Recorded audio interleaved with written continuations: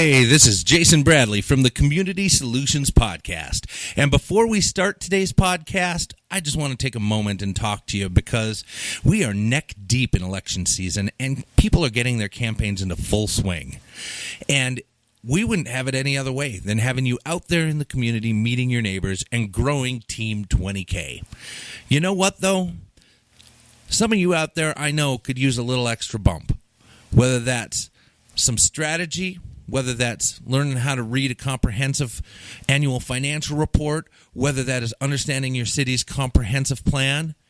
We're here for you. So get a hold of us, and we would love to sit down for a consulting session with you. Nobody else in Minnesota does this at the local level. All you got to do is reach out to us at commsolutionsmn@gmail.com. That is commsolutionsmn@gmail.com, and we will sure make your campaign competitive. All right, enough of my yapping, and back to the show.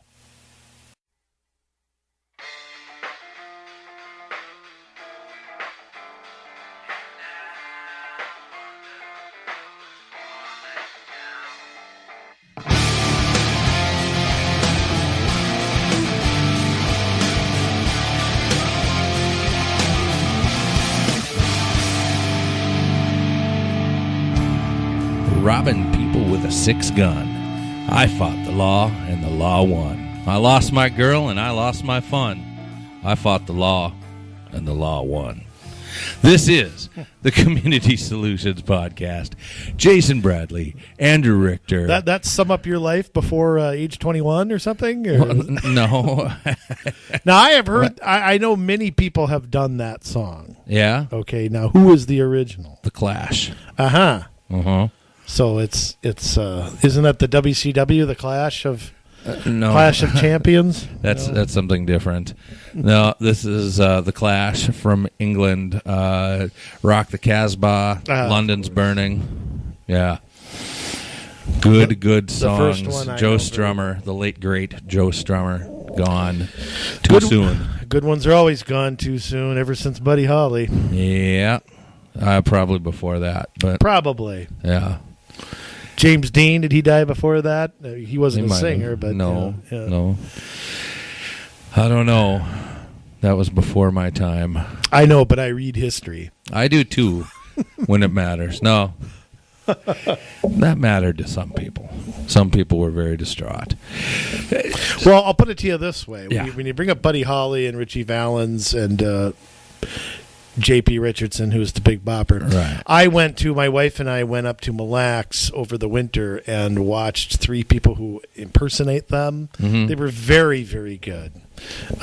John Mueller, who does Buddy Holly, is famous for his Buddy Holly impersonation. Okay. And they sounded like him, looked like him, everything. It was great.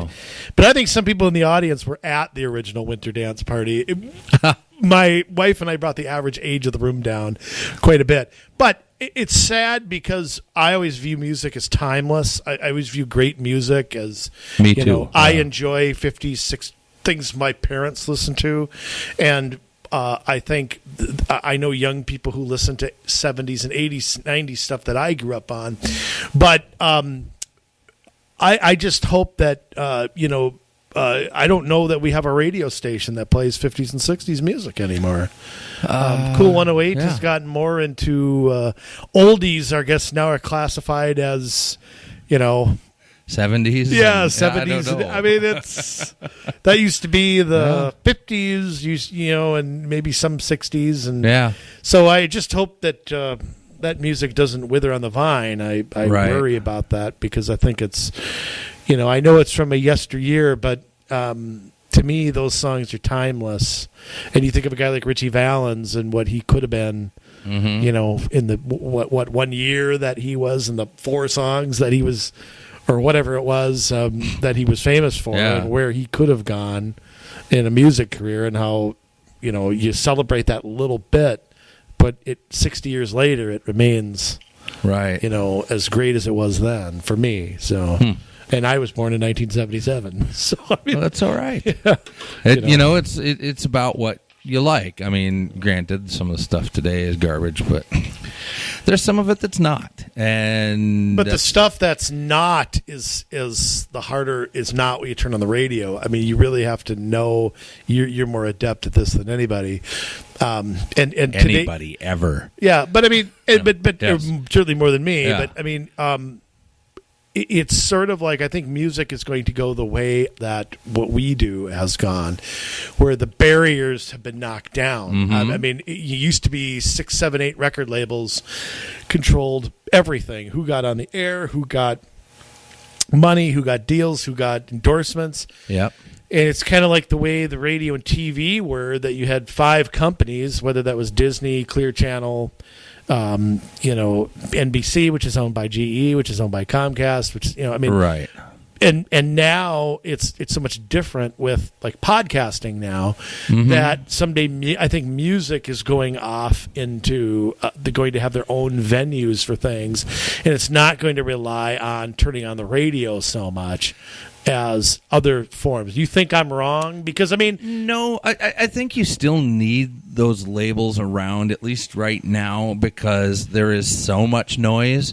There's so many options that it's the people who have the money for the best production, the bring the greatest songwriters around them, all that stuff that is going to cut through. True, but don't you think the opportunity is so much more Yes. than it was? Maybe it's not where radio is, talk radio, or something that we do, but don't you think that the potential is there? Oh, it's definitely for so there, much more? and I'm not making excuses for anybody. I mean, most of the time it's because people just don't work hard enough. Yeah, You know, and not that's getting the truth of universal it. basic income. Right, exactly. If you listen to our last couple podcasts ago, right. you can learn all about that. But no, and I think that's it, though. I mean, people don't put in the time to become great songwriters, great instrumentalists, adept at business. You know, they may shine a little bit in one of those areas, but not enough. They're not well-rounded enough. They don't work hard enough, and that really, I think, is the issue. You know, they're not playing enough gigs. They're not recording enough music. They're not out there enough. Their social media presence stinks. There's a million reasons. But if you got that stuff, if you've got the that platforms are out there, and for it's you. happened, you know, whether it's the Alabama Shakes or whether, you know, it's some of these other people that have kind of risen out of obscurity on their own because they have had a great song or great songs. I love that. It reminds me of like the old garage band days, you know. Yeah. But the only way a garage band 30 years ago could get anywhere was to get a major record label to sign them. Yeah.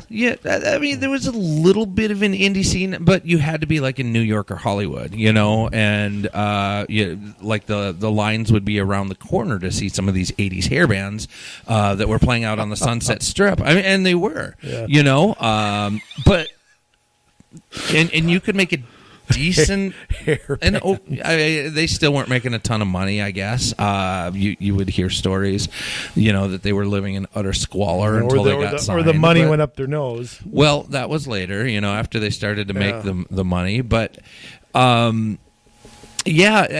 it's a different day and age because we can own our own publishing rights because we can publish on the internet. We don't have to share that publishing with a record company, which is kind of, if you're a musician, and I'm sorry for all of you out there, I promise I'll keep this brief, but it's kind of interesting that as an artist, you only make a slice of the pie. As a songwriter, you make another slice of the pie. As a publisher, you make another slice of the pie. Right. So it's important to have your fingers in as many pieces of the pie as you can. Yeah. You know, and that translates back to what we're doing as well. That whether it's podcasting, whether it is being an activist, you look at it from a special interest kind of point of view. They're trying to get their fingers in as many different cities as they can because that is where they're finding the greatest effect because they can't just go to the top and get it done. So they're having to go to every city, every county, and try to enact, you know, And that's the way it is now. Rather than for an artist going to Sony and putting out an amazing album that everybody hears on the radio, they got to go and put their stuff out on Spotify. They got to put their stuff out right next to Community YouTube. Solutions. Absolutely, put their stuff on YouTube. They got to put their stuff on SoundCloud. They got to have their website. They got and you market things, to try and get to as many individuals as possible. Well, that's what's happening at the local level, and it's a great correlation because we see this with like Tobacco 21, we see it with GARE, we see it with all these groups. They can't get it done with the major label, the federal government. They can't even get into the indie labels, the state government, right? So they're just going to an analogy. They're just going to the individuals. Here, the whole time I'm thinking of like a sports analogy here. I'm a baseball team and I got ticket sales and I get a chunk of that and I get parking and TV and radio, and here you are coming up with the indie circuit, the big labels. Right. And boy, I'll tell you what, you work harder than I do, Jay. I gotta admit that. Well, is it time for my mea culpa here? Yeah, why don't we do that? My mea culpa? We're going to do a little bit of a local lowdown, a little different. We don't necessarily, we're not bringing a story from a specific suburb or city out in greater Minnesota today, but we're going to let Andrew have, like he doesn't have enough of the floor already, we're going to let him have the floor for a little while. Being a star does have its... We're going to let him talk about the primaries because he had some very bold predictions. Well, we are in the predicting overreacting business. Yes. I mean, that's what we are in. And I made a few predictions on a previous episode that were not very right, were they? No, they were not. I mean, so the big one, I got the governor on the Republican side completely wrong. Well, it's what I get for reading polls. I ought to know in the more Trumpian era that these polls are what they are. I underestimated Commissioner Johnson's get out the vote, the Republican Party's get out the vote, the determination of the activists.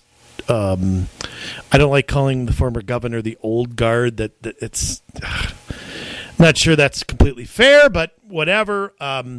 And I stand corrected that my prediction was off by 28.4 points, I think. I did get the DFL side pretty well right, except for Anderson Kelleher, I thought would win in 5, and Omar Abdul Jabbar Skyhook, or whatever her name won, in CD5. Ilhan, yes. I don't know how to pronounce it, don't care. Thank God I don't live in CD5 anymore, no offense, Jay. But we are going to discuss this a little bit because I was fascinated by it. First off, so congratulations to Commissioner Johnson. He has underperformed a lot, but I owe him and his supporters a lot of credit. I will pull down the ballot for Mr. Johnson in November. I have no qualms about it whatsoever. And maybe Doug Wardlow might be my most enthusiastic vote of the main ones. Yes. However, I was fairly surprised at a couple of things, Jay. And let me get your take here. Tim Walz did not win by the margin that I expected. Right. Outside of CD1, I would argue he didn't perform well at all. I have kind of looked at it CD by CD. I don't have it in front of me, and I don't really remember. But CD8, I know he got beat in by Lori Swanson. He nearly finished third up there. Well, Rick Nolan was the other half of that True. ticket, though. I understand that, but Walz's whole... I think Walz has made a lot of missteps. 6 months ago, I wasn't sure Walz could be beat. I don't know why. I just felt like the Dems are going to win 4 and 5, pretty much regardless of who they put up. And they're going to win Duluth. I mean, that's how Mrs. Clinton won. I mean, she didn't win anywhere else. Yeah. And Walz was the one candidate the Democrats had that was not from the Twin Cities. Mm-hmm. I mean, I don't think Lori Swanson, I don't know where she's from. But what about Ole Savior? Yeah, I don't know. I think he's from up north. I think he underperformed, unfortunately. Yeah, well. He only got 0.69%. That's 0.69% more than I thought. But, if you're Walz, I mean, your argument is that I can do better than the inner city Dems in the areas that President Trump did so well. I mean, President Trump won outstate Minnesota for like the first time since Eisenhower. I mean, if you look up, CD8 used to be a staunch. I mean, Jim Oberstar used to get 60-ish% of the vote up there, and it's changed a lot. He was my congressman from as far back as I can remember until long after I left. Yeah, I mean, I think Chip Krivec, was the one who defeated him. He did. And, Walz, I thought would have done better up there. He didn't do great in CD2. I don't want to read too much into this, but the missteps I think he's made is if I'm Walz, okay, why did he go so hard after the DFL endorsement? Now I know that there's a group of people out there who think the endorsement's sacred, and if you don't win that, you should just shut up and vote for whoever 800 people in Duluth decide or wherever. I don't land in that camp. I think there's pros and cons to both sides. I'm open to changes.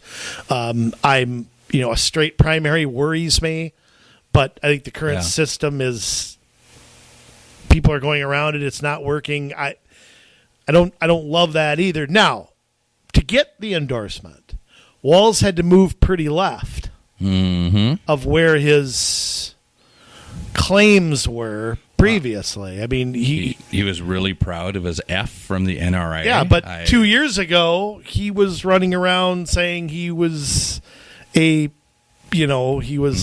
pro Second Amendment Democrat. There's quotes you can pull out. I don't have them in front of me, but he has a different record until he decided to run for governor. I mean, then all of a sudden things changed. He goes left for the endorsement, doesn't get it.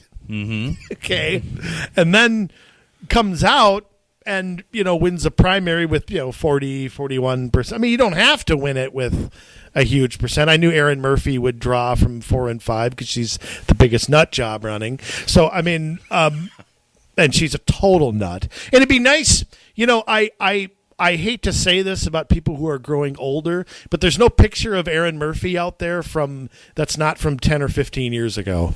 Yeah. Every picture you see of her does not look like she looks like now.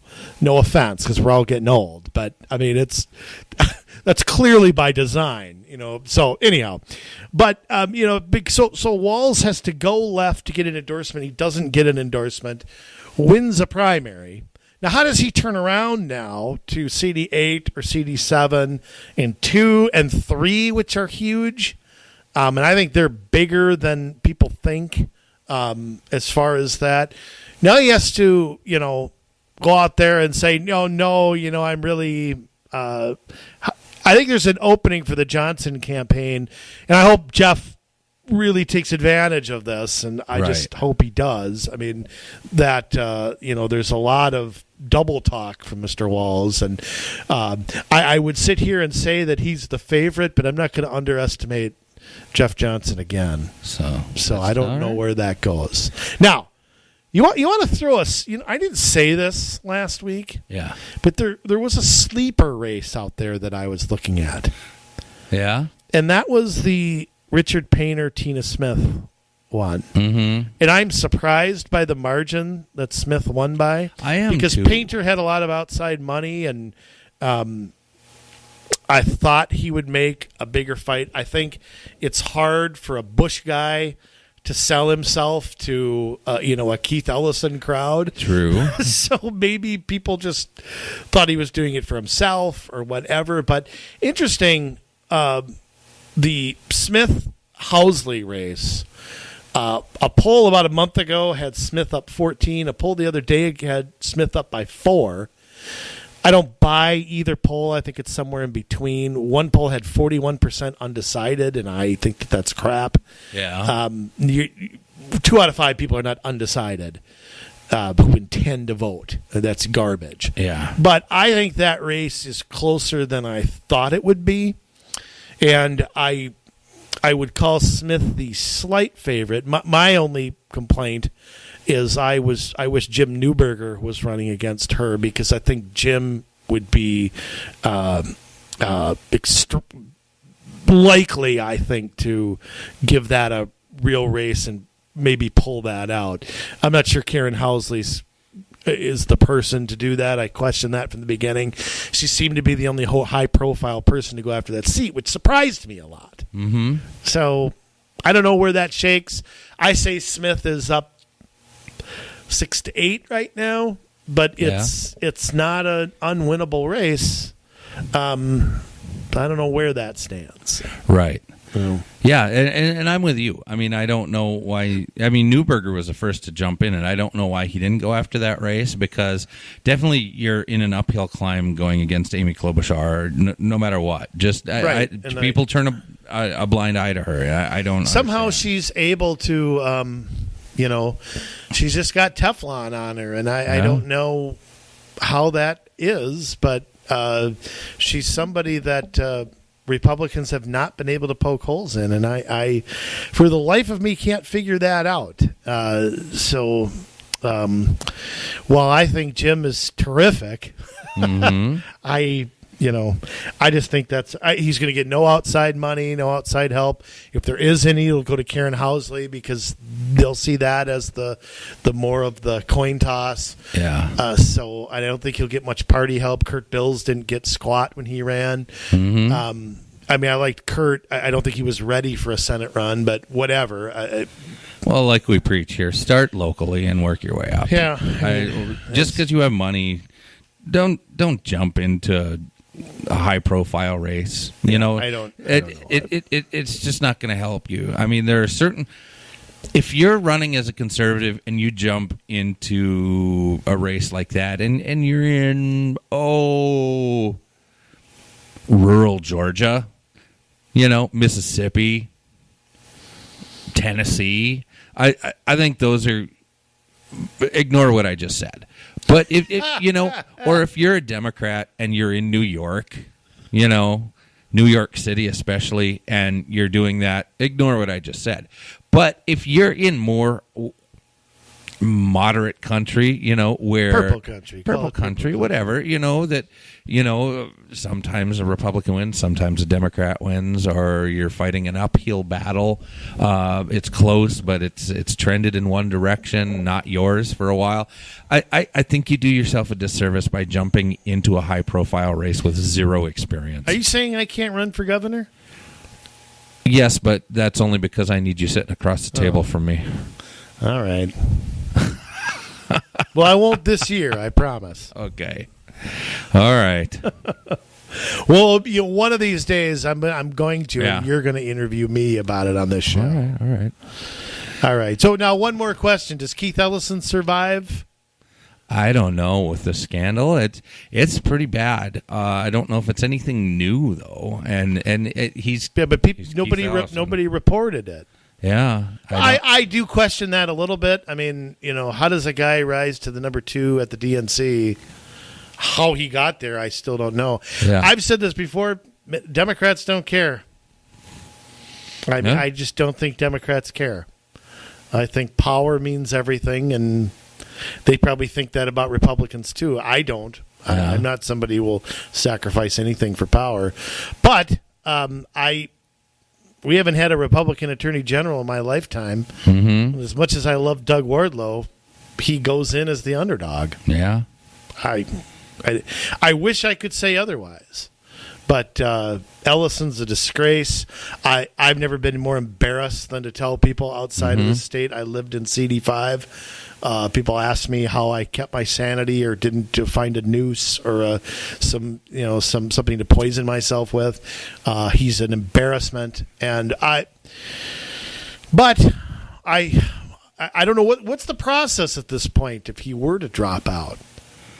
I mean, whatever happened to old John Grunseth, when he dropped out, right. Arnie Carlson, how did that happen? They get to put somebody else in, but I don't know how they select that. Again, being local politics. I mean, we know things about the state level and federal level, but we've studied our civics, but those are kind of the anomalies, and if it ever comes down to that, I mean, obviously we'll bone up on that. And yeah, baby, what does it say if Keith Ellison wins a statewide election? What does it say about the state? I mean, I don't know. I don't even want to speculate. I can't. But you see Keith Ellison winning CD 8 or 1 or 6 or no 5 and 4. Yeah, well, yeah. I'm pulling some votes from like 2, and I mean, if Duluth area. What I am, I mean, I make, I take Tim Walz and marry him with Keith Ellison. Yeah. There's some opportunity there. I don't know. I mean, you guys want a socialist? I mean, he's beyond that. Yeah. I mean, if as socialists come, he's a moderate. Well, I mean, I'm sorry. Yeah. As socialists come, he's a radical. Right. So, whatever. I mean, I don't know. I think he does survive this. I think that so much for the Me Too movement, or I guess that was all talk around Democratic circles. They only care about that if they can nail a Republican for it. But I think Democrats don't care. Yeah. I just think they don't care. I don't know. I guess we'll see. A couple other things just with the primaries. Our dear friend Jeffrey Lundy won with 52%, and we've been critical of him in the past, but with everybody else that he was up against, good old Hollis Winston. How did old Hollis do? Oh boy, see the other one. He was one of them. Yeah, Hollis Winston got 28%. He was the next closest. So it's him and Lundy for the for the mayorship. Yep. The other contender is Bernard Muko and Yelena Kurdyumova did not make it through the primary process. But hey, congratulations.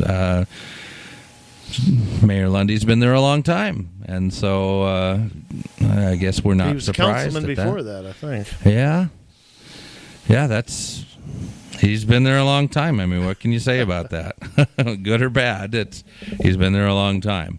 Some other things. We've kind of been having our eye just in a couple other places around the state, up in the St. Cloud area. I know Ward 2 and Ward 4 are up, and it was a lot closer up there than I thought it was going to be, where you had like George Rindelab, who he was running. He has been involved in council stuff for a long time, but not been on the council. Then Steve Laraway, who is one of the more popular council people, even with all the problems they've had up in St. Cloud. But still, it was pretty close. Both races were like 40 to 33%, and a third place person getting knocked out with 26. So in the one race in Ward 2, you'll have Steve Laraway and Liz Backlich, and then in Ward 4 you'll have George Rindelab and Mike Conway. Yeah. So it'll be interesting to see how that shapes up. We know some people up there. We do. What else do we know of that happened? Up in Sherburne County, I know a friend of the program, Paul Seafeld, who we'll have on here at some point, so we can talk about that. He moves on with the mayor of Big Lake, Rand Danielowski. That also was very close. That is for Sherburne County District 2, so it's like Big Lake and Big Lake Township. Yeah, a lot different county races up there. You're not talking 7 or 8 cities like you are here in Hennepin County. Right. So, yeah, Paul's a good friend of the program and did pretty well. And it's him and the mayor one-on-one in November. Yeah, we'll see how that goes. I'm sure we'll have Paul in to talk about it. We'll definitely have Paul on very soon. So, anyhow. Yeah. So primary, I mean, I have one last comment on it. Don't make much of the turnout. I keep seeing people on social media talk about turnout. Oh, yeah. That is such BS. Democrat turnout was up 75%. Yeah, well, it was up in 16. It was up in 14. It was up in 10. I don't recall them doing that well. Yeah. I mean, statewide elections are one thing. But Democrats had huge turnout in 2016, and the Republicans won the House and Senate. They had a huge turnout in 2010, and Republicans won the House and Senate. Right. Though they lost the statewide races, Tom Emmer lost by an extremely small margin. Right. And so did Pat Anderson, and so did Dan Severson. I mean, they were 1-point races. So don't make much of the turnout, regardless of what you see on social media. Republicans are just lazy, I think, when it comes to primary time. I don't know why. Well, and that's the thing. It's a primary. I mean, you're not getting a lot of new voters into a primary. You're getting a lot of the activists. You're getting people who Democratic activists outnumber Republican activists in Minnesota. And you're getting people who are likely to vote anyways. Your casual people who are like, I do my duty, I vote. You're not going to get them out. Or your independents are not going to vote. Your moderates aren't going to vote. Your casual people who pay attention from Labor Day on are not going to vote. I mean, when you see 10, 15, 20% turnout, you can't read anything. No. And when you're voting within one party, if the person you're really pulling for doesn't win, maybe you don't vote in the general. Yeah, it happens. It does happen. The steam comes out of your engine and you sit one out. We're not advocating for that, but we're analyzing what happens. And so you can't judge primary turnout on what's going to happen in a general. Yeah, you just can't. That's nonsense. Yeah. But wow. You do hear that narrative. Yes, you do. Well, that is kind of a local lowdown. I guess it's more statewide, but we hit a couple of local things in there. You got my mea culpa in there. That's what's important. I endorse Jeff Johnson. There we go. The song at the beginning, I fought the law and the law won. You've always heard the phrase, you can't fight City Hall. Well, we here at Community Solutions think that's a bunch of bunk. The problem is that people get involved too late in the process. They go to a city council meeting, and it seems like no matter how many people show up, how impassioned they are to talk about something, they can't ever change the city council's mind. And why is that? We want to talk a little bit about that today, and why you can't change it if that's your strategy, and what's a better strategy in order to fight City Hall and win. We've had some experience with this. We've watched some other people go through it. We've learned the process, and this is something that we've excelled at. I mean, we've caused cities to change their ordinances, their charters, to try and come against how successful we have been at igniting communities in organizing against their efforts to do things kind of on the DL, the down low, for those of you that don't speak with that hip current talk like yours truly here. Well, it comes from our experience about, basically, I think we want to give in this episode a few stories, some tips, some changes that are something that anybody can make, yes, and aren't liberal, conservative,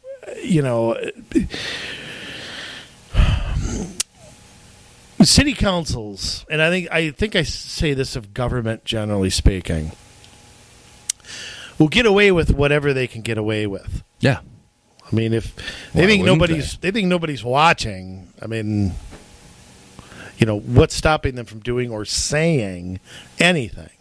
And they think that once they defeat you, you'll just go back to your everyday life unfortunately, and forget about it. Unfortunately, many people do that. Many people pay attention when they're constructing their street, or when some butthole who lives across the street isn't cutting their lawn, and then you'll complain, something will happen, and they'll go away. When you try to organize the garbage and a bunch of people show up, guess what? They don't show up to another meeting after that. Nobody runs. Hello, New Hope. Nobody. I mean, your ignorance is a. And I say that, not condescending or anything like that, because I was an ignorant fool too.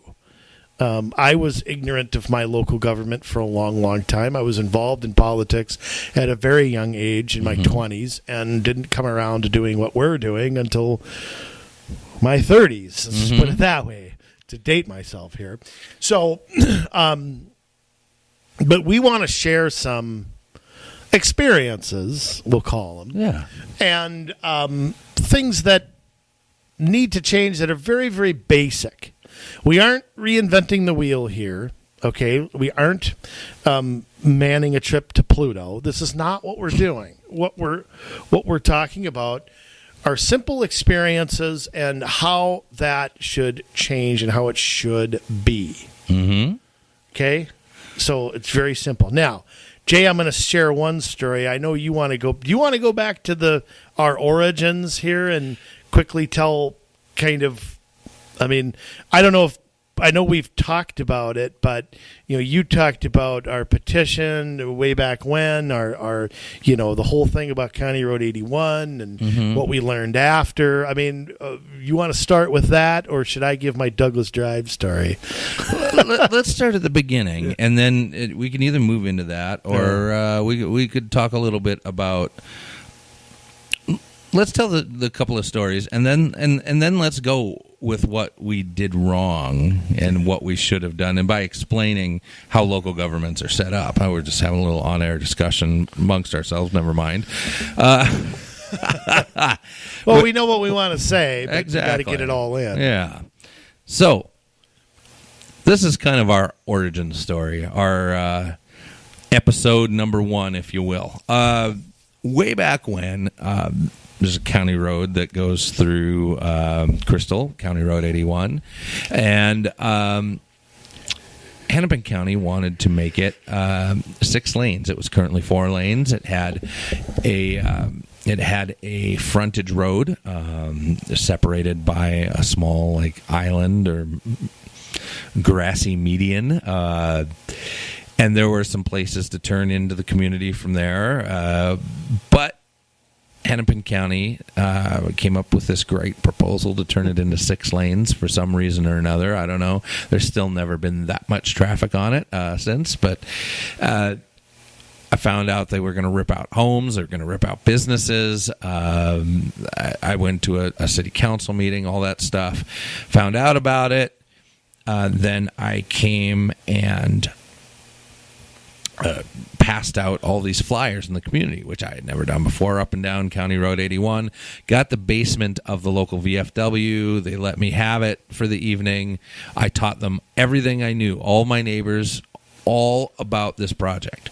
And then from there, everybody was upset. I mean, except for there were a couple of council people that came to that meeting, and they had some agitators with them. But still, people came away with the truth because they couldn't argue with the facts that I had based on the government documents from City Hall. Anyways, we all filled up City Hall, standing room only. It was the night that they were going to vote on this, so I pulled this all together. I mean, within just a few weeks, and we were able to load up City Hall, and there was a lot of energy, and people were speaking their minds. Nobody was for this project except for 1, maybe 2 guys, and one of the 1 or 2 spoke up in favor of it, and later we found out he was the guy that was getting appointed to the vacant seat. Go figure. But the rest of us were vehemently against it, very passionate, did not want our community upset. People did not want to lose their homes. People did not want to lose their businesses. They did not want to see their community change. And the guy from Hennepin County got up and said, if you don't do what we want you to, we're not going to fix the road at all. People on the council, I don't think, needed much arm twisting anyways. But they decided to go ahead and vote for the project in front of a full room. And it made no sense to me. I mean, I thought we had this. Well, Jay, I mean, explain, though, why did the council not listen to the people? I mean, what What had gone on that we didn't know about at the beginning? Well, and that's it. And then most people don't know. The council meetings are, I mean, in your mind, you think you want to speak to your city council, you go to your city council meeting. Mm-hmm. You go and you speak to your city council at the city council meeting. But they also have something called work sessions or workshops, which they usually have 2 of those per month. And they're not on TV. They're usually not recorded, audio or video. But it's where the city council people really speak their mind about something, and it's where they hammer out all of their differences until they can come to a consensus together. Now, that's why you see so many 5-0, 7-0 votes on a city council, is because they've all talked about these things for months and sometimes for years in work sessions trying to hammer out their differences. So when they get to the city council meeting, they all agree already, and for you to come in from the outside at the last moment and change their mind is impossible. And that's why you can't fight City Hall when you play it their game their way. It takes a whole different strategy to be able to beat City Hall. So that was what we had to learn. And that is what most people don't know. Yeah, and I would take it a step further because my story goes with the Douglas Drive restriping. Yes. You had the 4 lanes. For people who aren't really acquainted with Crystal very well, you go from West Broadway down to, Douglas Drive actually goes all the way through Golden Valley to County Road 55. Yes.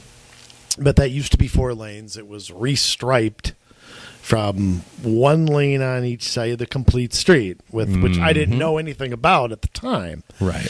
It was Hennepin County that wanted to do it, but they did get consent from the city. Now, I'm not sure whether – I think Crystal could have said no and said, no, we don't want that here. They decided to say yes. But how they did it was – and I found this out door knocking when I ran for office. Right. So, again, this is under the old council. Right. This is in 2010-ish. All the people that we helped get rid of. And, and in 2012 is when I ran. So I didn't get the whole story until 2 years later because I found it out from residents from knocking on doors. Won't say the residents' names or anything. Some of them I know. Some of them you know. But I'm not going to out anybody here. Basically, they were not required to hold a public hearing on this by state law. Now, they could have. Yeah. They made the decision not to do it. Okay. They, of course, only had to inform legally people within 300 feet, or I think 350 is the law. Of course, they don't do 351, even though Douglas Drive is one of the major thorough streets in Crystal. I mean, you're talking like 8 of them. I mean, there's Bass Lake Road, there's West Broadway, 36th, 42nd, Medicine Lake Road. Part of it. Yeah, Medicine Lake Road, 81, and 100. Probably Medicine Lake Road is the border, the southern border, and then 81, part of 100. I mean, there's not that many busy streets in Crystal. There's maybe 8, but this is one of them. Of course, they did the same thing on 36th. Yeah. And what I found out was that they invited people to this open meeting, quote unquote. 350. In fact, I'm not sure it was even on their website. Obviously, there's no records from it. But what I was told by residents who attended was that they were told at this meeting by the former mayor and a few others that this change is going to happen. We're not here to elicit your opinion. We're here to tell you what we're doing. And look, this didn't come from me, okay? So somebody wants to call me a liar. I mean, you people know who you are. They had already made the decision. They did not talk to the public. They only informed who they had to. And most residents had no idea what was happening until the road was actually restriped. And once it was restriped, it was, they caught a lot of flack for it. Right. And I think, again, it's part of their arrogance, part of why they got beat, which 8 years later they still aren't smart enough to figure that out. But, it was a classic example of what is a resident supposed to do? If I take Douglas Drive to work every day, or to the Little League field, or the community center, or the library, or whatever, you know, and you don't inform anybody, you don't have a meeting, you don't have a work session, which of course in those days weren't recorded, you know, wasn't in, you know, the Crystal's flyer they send out every quarter or whatever. I mean, how do you have any chance to hear your opinion heard? Are people who only live on Douglas Drive, are they the only people whose voices count? And the people who were at this meeting told me that they were not there. It's kind of like a Met Council meeting. They weren't there to get your opinion.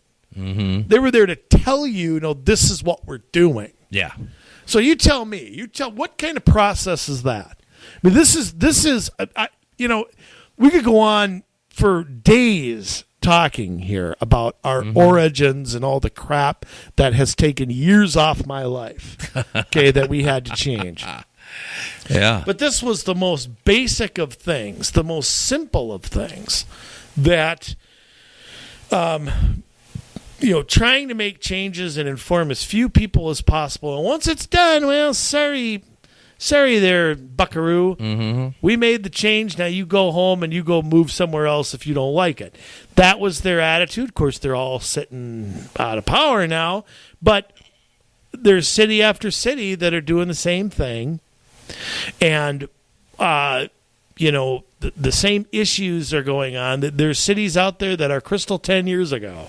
Yeah. You know, and so that's like the two story. I mean, that Douglas Drive one sticks out in my mind. I know the petition and all that was kind of where I got started, and our monthly meetings and all that we were having. But I can tell you that the Douglas Drive thing, I mean, just kind of pushed me over the edge a little bit. Yeah. And just seeing, you know, I mean, and we've talked about it before, you know, how I thought arrogant and condescending some of the people were, and all that. It was something to behold. Right. So most cities do their public hearings the night of a that's vote, another thing, which is a load of bunk. I'm not saying don't go to them. Let's explain a public hearing. Yeah, okay. Though. I mean, public hearing, some is required by state statute. Yep. Some are not. There are requirements like a special assessment, your truth in taxation, things like that, city codes. Some of that is dictated by charter. Right. They usually get 2 readings. St. Louis Park and some places make exceptions. But there are state laws. I believe bonding is another one where they have to hold a public hearing. Public hearing is basically a freedom of assembly, I'll call it, where somebody may speak for a few minutes. They can control that. It's not restricting your freedom of speech. You can say anything you want in any venue you want, but at a meeting there are rules and to control debate, and I understand that. But you can speak for or against an issue that they are taking up at that point. Right.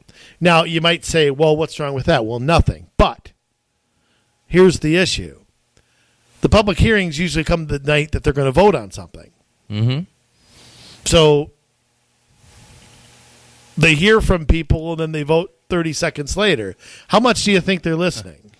Well, they're not. That's not a reason not to go to these. Right, but they're not because of why? Because they have their minds all made up. Because they had a work session before that where they hammered everything out, but you as a public do not see that debate. Right. You will not see that debate unless that is recorded on tape. Sometimes it should be video too. I think it should be video. Yeah. But audio is usually good enough.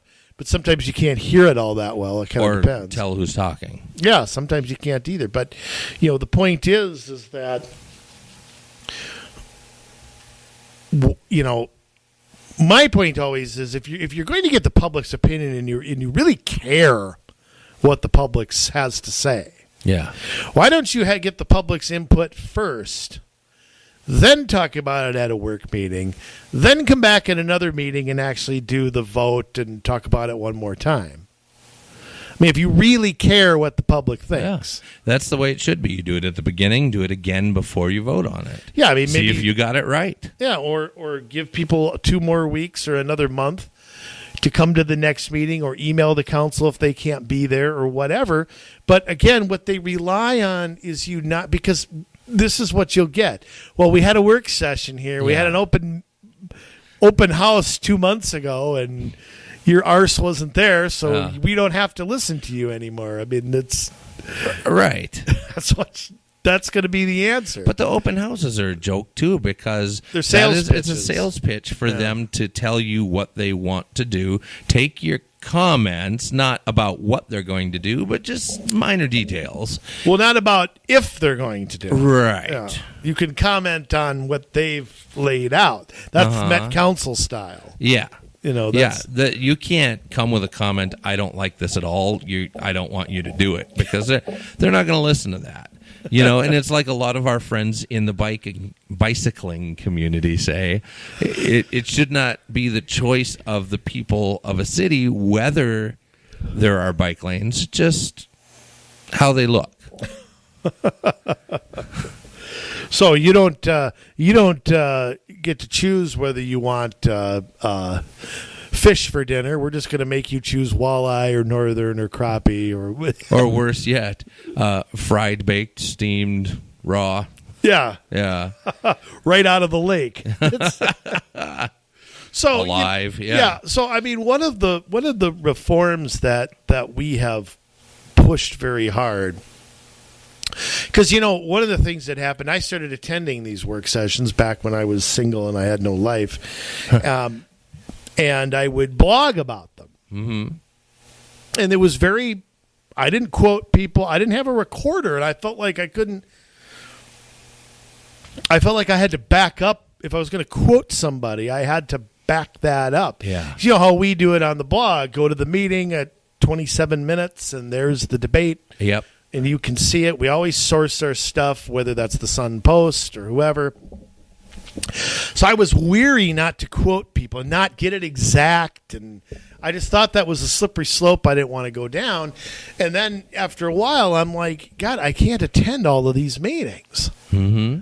I mean, even me, I'm a political junkie, and but I mean, there were District 281 meetings going on, and there were, the Crystal Lake Regional Trail has an open house. I'm like, how can I attend all these freaking meetings? Never went to any of the county meetings. No, well, they're during the day. Yeah, and Met Council has an open house from 3 to 5 in the afternoon. It's like, okay, well, you don't hold city council meetings at 3 o'clock, do you? Why are you holding open houses then? Yeah. So, I mean, it's all designed so that people can't show up. But one of the great changes that was made in Crystal, and believe me, you and I have quoted these work sessions, and thank God they've been there, has been the audio recording of those.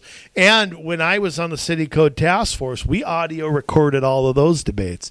So anybody can go back in the archives, listen to our debate, listen to how we came up with something.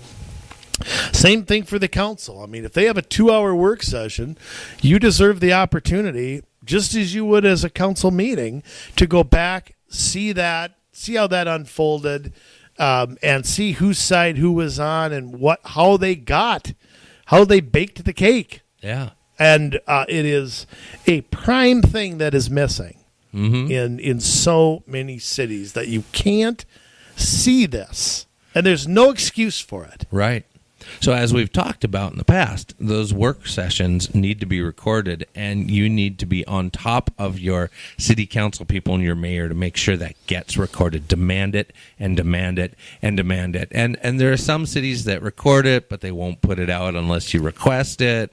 But no, they need to be put out, and not just 2 or 3 of them like Big Lake does. You need to actually stick them out there, like a record of them, a long list of them, so people can go listen to them. That's one option. The other option is just to do away with work sessions and do all your work in the council meetings under the bright lights of the camera. Well, and I think that's an option too, and I've never understood why city councils, they'll have a work session after a council meeting. Why don't they just sit there and have the work session? Yeah, leave the cameras on. What are you afraid of? I don't get it. And we should mention too that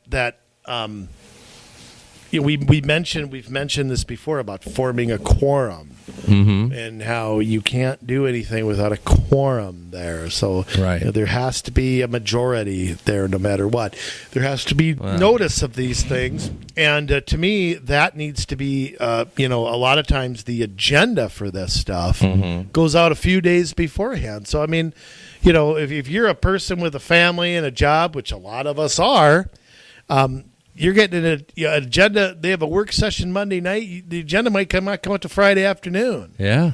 So if you're not on top of what they're talking about, and you don't know what they're talking, how do you make time to go to that meeting? What if your son's got a Little League game? Are you supposed to miss that to go to a freaking work session? Why can't you listen to it on your own time? Exactly. You should be able to. Yeah, but I mean, and I think the public hearing, and I think this is where. I'm not a fan of the state coming in and making laws so much, but if they're going to mandate public hearings, they ought to mandate that you can't vote that night on that issue. Absolutely. I mean, because that's a fraud. Yeah. It just is. And when council notices go out on a Friday for a Monday or Tuesday meeting, and a decision's going to be made that night, that's a fraud also. Right. And now, granted, with public hearings, that's not how they work. They have to be given 10 days, I think it is. But, yeah. So that's one way to fight City Hall is to get to those work sessions or demand that they get recorded so that you can listen to them later. Do attend the public hearings because those, they still need to know your mind and know that you're not happy with them regardless. Some other things that I think are important. We had talked before about petitions. Petitions are a very valuable way to get your opinion and the opinion of your neighbors into the city council's hands.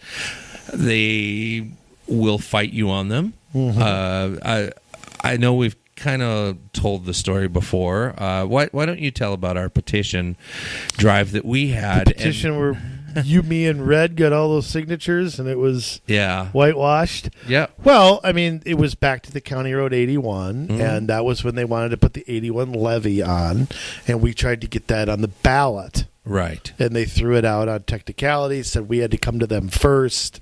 We only had so many days. It was around this time of year, if I remember right, because I'll never forget the meeting date, September 15th, 2009. I'll never forget that date. Yeah. And so, I mean, we went there. We worked very, very hard. The greatest thing about it, and we basically got shot down. We were told to F off. The greatest thing about it, in not so many words, yeah. But we pretty much were. I mean, that was the night I was told if I didn't like what my city was doing, I could go move to the middle of nowhere. But here, let me tell you what the best part of that night was. Yes. Best part about it was we had a list of 500 pissed off people. And you don't think those 500 people... I'll let this out. A couple of them are on the council now. Yeah. Some of them are on commissions now. Some of them are on this radio show right now. Yeah. And I can tell you that is where I met a lot of people when I ran. I introduced them to people who ran after me. And we developed a base out of that. There's good that came out of it. Yeah, that was not a failure whatsoever. And that inspired us to look at the city code and the city charter, look at city financial documents. It took a long time for us to self-teach ourselves this stuff. But and I've always said this, and Jay, for the sake of speculating on this show, what if the council, yeah, maybe I know I've asked you this personally, but I don't think I've done it on the air. Okay. What if the council at the time would have gone to us, I can't imagine Renee Bowman or anybody like that doing this, but saying to us, you guys are right. We see, even though the petition has some technicalities to it and whatever else, we're going to hold on here and reconsider this. And 500 people is a lot to not get to sign anything. Yep.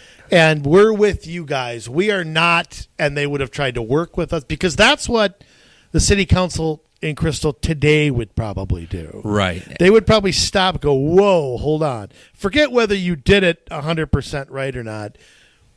That's something to get 500 signatures in 3 or 4 weeks. We need to reconsider. We're going to have another, they'd have had another meeting with people that we probably would have attended and brought people to. Yeah. Because we had a list of all these people. So, I mean, what if they would have taken that approach then? Now, I know that that's as likely as, growing ice cubes in the desert. But, I mean, what would have happened? I venture to say you would not be hearing this podcast right now. I venture to say you're right. I would probably be on a fishing trip somewhere. And I'd probably be on the next lake over. Yeah. I think that I've always said that the old council they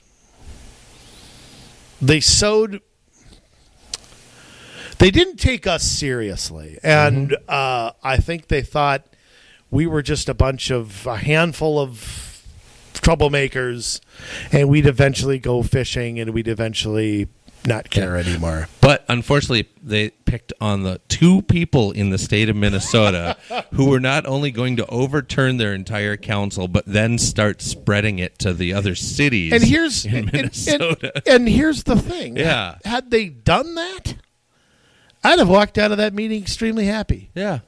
I'd probably be friends with some of those people now. Yeah. Even despite ideological difference. And maybe later we would have probably separated on other issues. But I don't think I'd have walked out of there determined what I said and what I mumbled. Mm-hmm. And I don't think I said it out loud, but I mumbled. Oh, we talked about it. You and I talked about it. That I want all 7 of those. I want all of them gone. Yeah. And I wasn't quitting until I either dropped dead or they were all gone. And the old council. I mean, I've said this before. You want to know why you lost? Look in the mirror. Mm-hmm. And it wasn't me. I mean, I helped, but ultimately.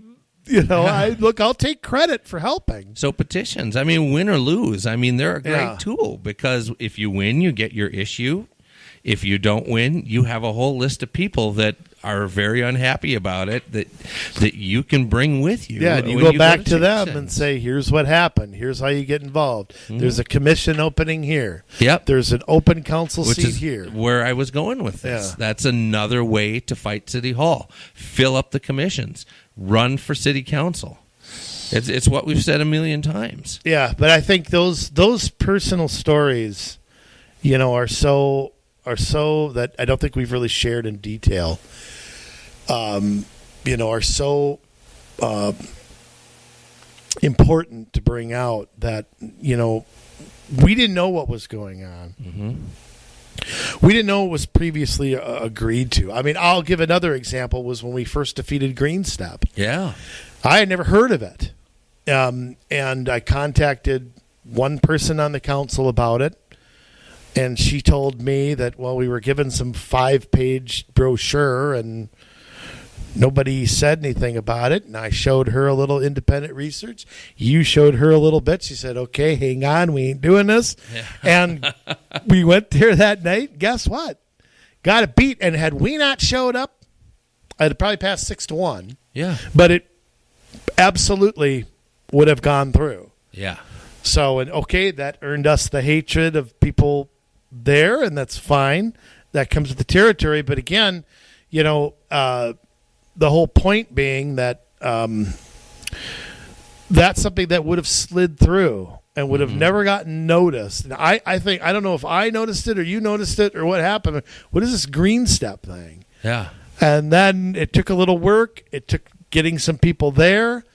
But we did bring the numbers, and we did, even that night, get people to, and some people who voted no were just like, look, okay, hold on. We got Janet Moore. I can remember her saying, and Janet was somebody who was a total lame duck. She was leaving the council. She could have voted yes and faced no consequences and said, no, I'm not going to vote for it. We got residents here concerned, so I didn't look at it thoroughly enough. And she actually said that. Yeah. It was kind of like, okay, hold on. So I don't think there was, but that's another little story of how that happened. And it got me the first time I was ever on the radio, I think, but with Jack and Ben. Yeah. But, it was an interesting, talk about a long day. I mean, talk about a real long day and a few belts at the bar after. Even though we won, I was pretty ticked off at how we were treated. I wasn't surprised at it, but I was, we got the usual mouthful from Miss Know-It-All. So it was, it's hard to go there knowing that's coming. But, we were able to stop it. And, I think as much as we rip on New Hope, they'd have organized garbage hauling today had it not been for all the people who showed up there. Right. I don't have any doubt whatsoever that would be pencil whipped through, maybe with one Jonathan London as a dissenting vote, but I think it would have gone through like that. And even though nobody stepped up to run on the council, it did get defeated by the people who showed up. Right. Don't think it didn't, because it would be there without a doubt. Which is, I mean, that's a great point. I mean, we talked about don't count on changing minds at the city council meeting. Go to the work sessions, email, call, do all that stuff in advance, petition, but you still have to go to those meetings. I said that earlier. Great example, and we've told this story before, St. Louis Park.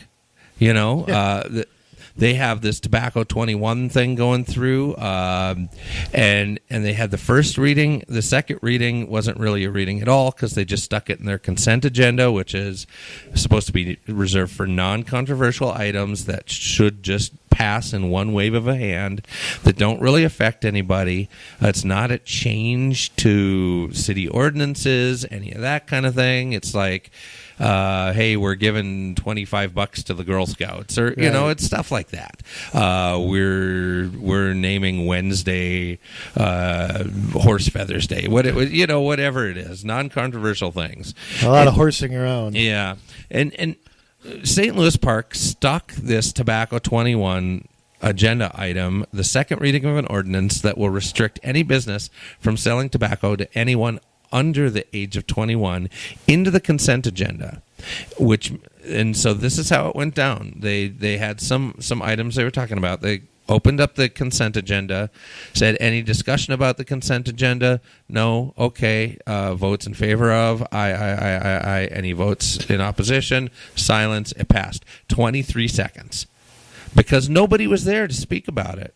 Now, I'm going to say I personally made some phone calls to some people that I knew were in that district in leadership. I'm not going to call them out, but I made phone calls to people that were in leadership in that area, that part of the Twin Cities, in St. Louis Park specifically, and not a one of them were able. I don't know if they tried. I don't know if they didn't try. They certainly weren't at the meeting. I'll tell you that. There wasn't a single person to stand up in opposition and say, hey, I don't agree with this. Because according to their rules, they should have been able to call it out of the consent agenda if there was anybody there. Well, and yeah. nobody was there. Right. And it's totally absurd that was in the consent agenda to begin with. I mean, I don't understand how changing something in the city code can be done. I still believe that they violated their charter. Yep, by doing it. So I do too. But because nobody stood up, now St. Louis Park, you're stuck with it, and it will probably never go away. I mean, unless you have a council who is willing to uproot it and get it out. I don't see that happening. Not under the current circumstances. Definitely not. But I mean, this is why we're having this episode. Is because we have noticed there are some cities where certain issues come up and people do speak, but it seems to always be at the last moment. There are cities where nobody ever gets involved and speaks out, no matter what how crazy of something is being offered or proposed. And there are some real tools that you can use whether that is, going and getting involved at the work sessions, emailing and calling your city council people and mayor, petitioning, getting on commissions. Using Nextdoor or something like that. Absolutely. You say, hey, I don't know if you people know this, but they're having a meeting. You don't take a stand on something saying, hey, right. Tuesday night there's a meeting about $20 million for some building, or if you can't be there, email. I mean, they all have phone calls. I mean, involvement is the ultimate weapon that we can use. And I think, unfortunately, because politics is top down, that especially, and I'm even going to make it, I think it's worse at county and school district level. I mean, city level, I think, is one thing, but I think people, the school board, I'll use District 281, 80% of the adults do not have kids of school age, but 100% of them are paying for the schools. Right. So the curriculum and new buildings, it seems like nobody gets involved unless there's a referendum. Yeah. And that's like the first time in 6 years you've, even had the school district on your radar. Right. And in the county, same thing. I mean, counties are full-time. They do things all the time. But with those board meetings being at 11 a.m., I mean, it's damn near impossible for the real world to go down there and do those things. You almost have to use phone calls and emails and things like that to get your point across. But, I mean, trust me, I've been a candidate before, and if I had 5, 10, 12 emails on something, boy, I read those and got back and paid attention and tried to cultivate that person. Believe me, if I did that as a candidate, I can't imagine what people are doing in office. It's got to be a lot. Yeah, absolutely. And that's the thing. Like out in Sherburne County, I know this had come up that the county work sessions are not recorded. Apparently, really, just the board meeting. Yeah. Huh. So apparently, they have said that they're going to start doing it when they build their new website. What? It is not hard to record a work session. No kidding. And look what we do with a podcast. I know. Put an MP3 up on your site.